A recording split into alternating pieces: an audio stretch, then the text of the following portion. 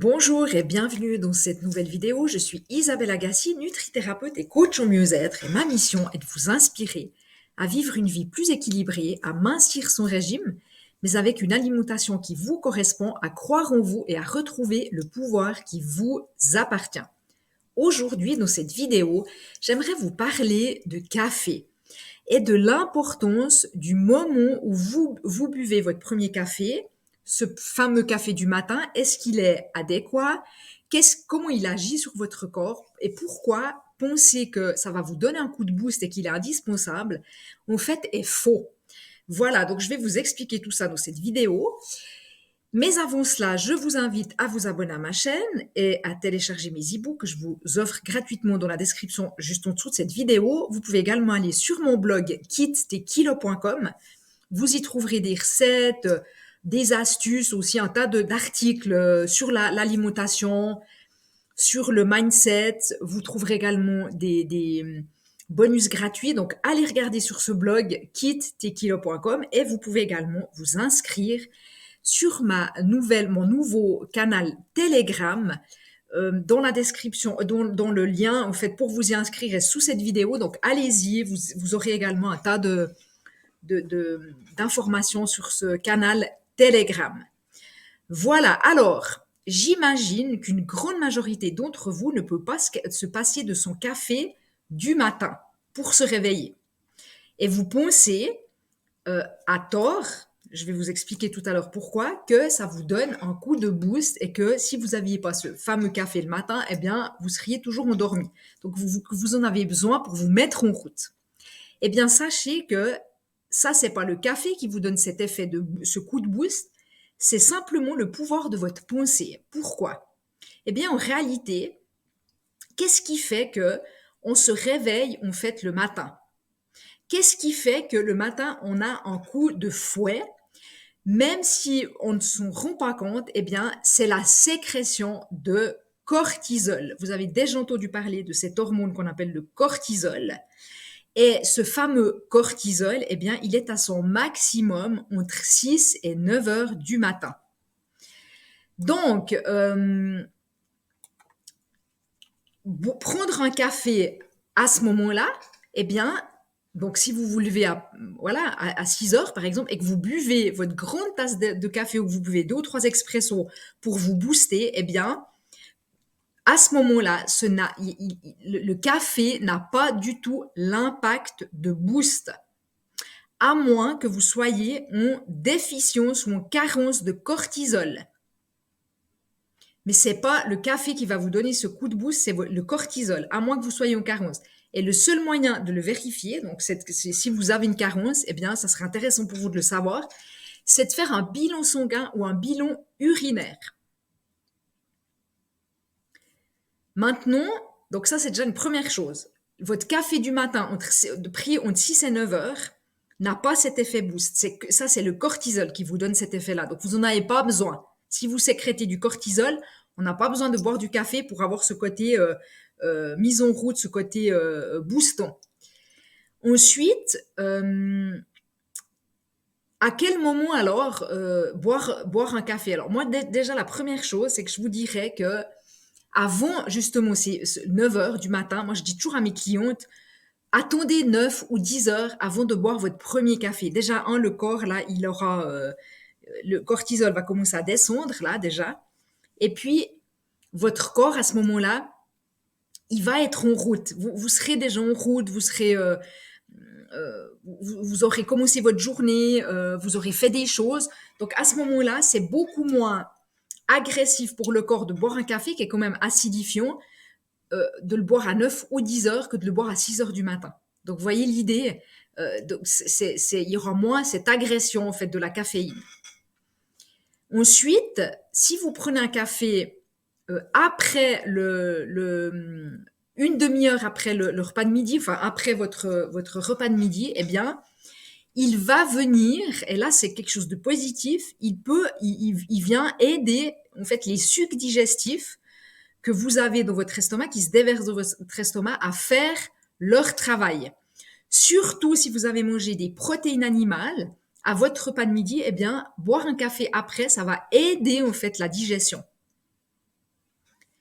Ensuite, si vous le prenez dans la journée, par exemple dans l'après-midi ou enfin voilà, au milieu de l'après-midi, il va avoir un effet, si vous voulez, coup de boost, mais qui va être très très court et qui aura un résultat qui va être délétère pour l'organisme. Ça va être un mauvais résultat pour votre corps parce que déjà, il va chasser le magnésium, qui est un minéral qui détend tout le système nerveux, qui est un anti-stress naturel, donc on a besoin de magnésium. Hein, et en plus, on est tous carencés au magnésium, ça j'en parle dans d'autres vidéos, mais le magnésium, c'est vraiment the minéral le plus important.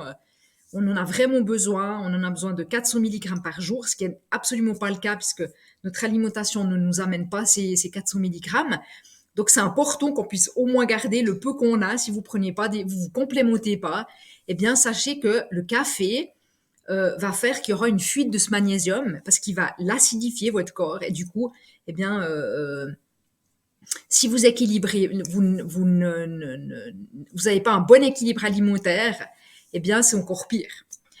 Voilà, donc le café, je dirais, un des meilleurs cafés de la journée, ça serait le café qui serait pris après le repas de midi. Bon, maintenant, ça c'est une petite partie un petit peu plus technique. Il y a des études qui montrent que le café, la caféine diminue en fait les niveaux de nos endocannabinoïdes. Alors, c'est quoi ces endocannabinoïdes? Eh bien, ce sont un groupe de substances chimiques qui sont sécrétées par la plante de cannabis. Et puis, du coup, ces cannabinoïdes qui alimentent notre système, donc endocannabinoïdes, eh bien, qui lui-même, ce système endocannabinoïde, eh bien, il assure l'équilibre du corps en gérant tous les autres systèmes. Donc, c'est un peu le grand Manitou de tous nos systèmes dans le corps. Et du coup, bah, quand on nous sécrète suffisamment, ce qui n'est plus le cas en fait à cause de la qualité nutritionnelle des aliments qu'on mange, eh bien, ils sont très vite dégradés par nos enzymes. Donc, si je résume, nous sommes déficients et parfois carencés en cannabinoïdes, et ça, c'est encore pire quand on boit du café. Vous voyez le truc? Bon, mais du coup, si vous souhaitez garder votre café du matin, eh bien, comme je l'ai dit, quelle que soit la raison, il y a une solution. Ce que vous pouvez faire, eh bien, vous mélangez dans votre café du matin de l'huile de coco MCT. Parce que les TCM, ce sont des graisses qui sont extraites de l'huile de noix de coco, qui vont passer beaucoup plus rapidement dans votre sang que les autres, en fait, et vont vous apporter beaucoup d'énergie. Et il faut savoir que les graisses, elles sont plus énergétiques que les sucres. Donc, si vous souhaitez boire tout de même votre café du matin, eh bien, prenez un café gras. Vous mélangez cette huile de coco, donc TCM, cette huile de coco avec votre café. Et c'est vrai que il faut quand même savoir. C'est vrai qu'il y a un côté social de boire du café à la pause avec vos collègues, etc. Donc bon, si c'est à 9-10 heures, c'est déjà mieux qu'à 6 heures du matin, hein, vous l'avez compris. Mais il faut aussi savoir que plus vous en buvez, plus vous allez mettre quand même votre corps en difficulté. Donc, trouvez un moyen peut-être de remplacer également si vous buvez trop de café, remplacez votre café par autre chose. Alors, ça pourrait être par des tisanes, ça peut être peut-être par du thé éventuellement, bon, en sachant que dans le thé, il y a quand même de la caféine, un petit peu de caféine, moins que dans le café, mais il y en a quand même. Et autrement, il y a quelque chose qui est assez intéressant, c'est le maté. Le maté, en fait, c'est une boisson qui est caféinée, qui contient de la caféine, qui est énormément consommée de par le monde, notamment en Amérique du Sud, c'est une boisson qui est très populaire en Amérique du Sud. Et le maté, en fait, c'est vraiment une boisson qui est connue pour ses vertus énergisantes. On l'appelle aussi yerba maté. Et les vertus du maté, donc comme je l'ai dit, qui sont énergisantes, ça dure sur une longue durée, ce côté énergisant. Le maté, il favorise aussi votre concentration et vraiment, il vous aide à rester en bonne forme toute la journée. Et ces propriétés justement énergisantes, elles sont rendues possibles avec la combinaison de la caféine que contient le maté et de la théobromine, qui est une autre molécule énergisante que contient le maté. Et à la différence du café, le maté ne provoque pas de ces pics d'excitation ni de coups de barre. Vous voyez, parce que quand il y a un pic comme ça très haut d'excitation, bah derrière, ça nous casse en fait. Donc il y a cet effet coup de barre. Puis du coup, qu'est-ce qu'on va faire? On va reprendre du café. Bien là, un maté ne fait pas en fait, il y a pas ne provoque pas ce phénomène-là. Donc voilà, il ne vous reste plus qu'à choisir ou pas, à tester ou pas, c'est comme vous voulez. Moi, j'ai fait mon choix. Je prends du café, j'aime bien boire un café le matin à 9 ou à 10 heures, plutôt vers 10 heures. Et puis ensuite, eh bien, je bois du maté, je bois des tisanes. Voilà. Mais je trouve que moi, je suis assez fan du maté. C'est vraiment, voilà, je trouve que c'est une boisson qui est intéressante, qui n'a pas qui n'a pas cet effet délétère.